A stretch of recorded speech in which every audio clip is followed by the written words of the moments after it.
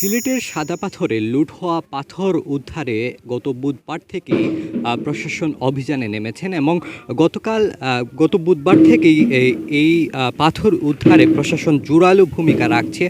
গতকাল জেলা প্রশাসকের সাদা পাথর পরিদর্শন শেষে তিনি যতক্ষণ পর্যন্ত সাদা পাথরের পাথরগুলো উদ্ধার হবে না ততক্ষণ পর্যন্ত তাদের অভিযান চলবে। তবে এখন আমরা একটি ক্রাশার যে মেইল আছে সেই মেইলে অবস্থান করছি এবং কিন্তু অভিনব কায়দায় এই পাথরগুলো লুকিয়ে রাখা হয়েছে। যেমনটা এখানে দেখছেন, এই যে বালুরগুলো রয়েছে, এই বালুর নিচেই সাদা পাথরের পাথরগুলো তারা লুকিয়ে রেখেছেন। এবং এই রাস্তা দিয়ে আমরা যখন আসছিলাম বিভিন্ন বাসাবাড়ির উঠোনের মধ্যে আমরা দেখেছি যে এই পাথরগুলো তারা সেখানে মজুত করে রেখেছেন বা সেখানে লুকিয়ে রেখেছেন। এবং অনেক দোকানপাটেও আমরা দেখেছি, দোকানের মধ্যেও দেখেছি যে আমরা এই পাথরগুলো হয়েছে। সেই সাথে এখন পর্যন্ত প্রায় ৮০,০০০ ঘনফিট পাথর উদ্ধার হয়েছে বলে প্রাথমিকভাবে ধারণা করা যাচ্ছে। এবং এই উদ্ধারকৃত পাথর আজ সন্ধ্যা নাগাদ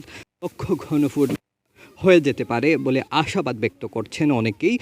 আমরা যদি এই যে বালুগুলো দেখছেন আপনারা, আসলে এই বালুর নিচেই কিন্তু এই পাথরগুলো লুকিয়ে রাখা হয়েছে। এবং এখানে যে দুটি ট্রাক দেখা যাচ্ছে, এই দুইটি ট্রাক কিন্তু এখানে প্রাথমিকভাবে আটক করা হয়েছে। তো এই ছিল আমার কাছে সিলেটের সাদা পাথরের পাথর উদ্ধারের সর্বশেষ।